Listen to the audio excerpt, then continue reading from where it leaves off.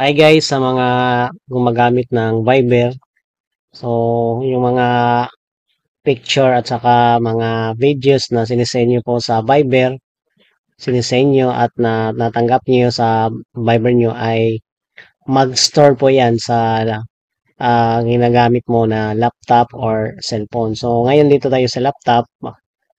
Hanapin natin kung saan siya na save, no? Kasi mag-automatic yan at yan ang dahilan kung bakit biglang mapuno yung memory ng laptop mo.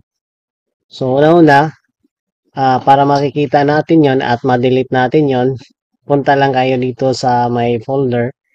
Yan, click mo lang ito. Tapos, punta kayo sa documents. Ayan. So, ngayon, dito tayo sa Viber downloads. Kasi yung mga picture at mga videos ay dito po yan ma-stored. So, yung memory nyo ay bigla na lang siyang maubos. So, dito yan makikita para ma-delete mo. Okay? So, ayan. Ayan yung mga Viber na yan.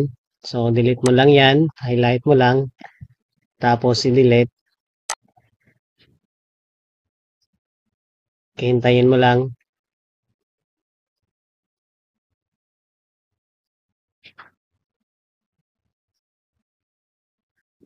Kapag na-delete na yan, so, saan yan mapupunta na naman?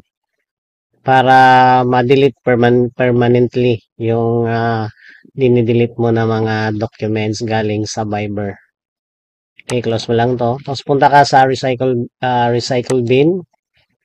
Then right click. Tapos click mo to yung empty recycle bin.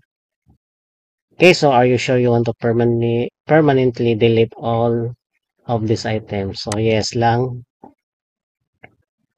Ayan. Okay, so yun lang po. That's it. Maraming salamat sa panonood. Sana ay nakatulong ang video na ito.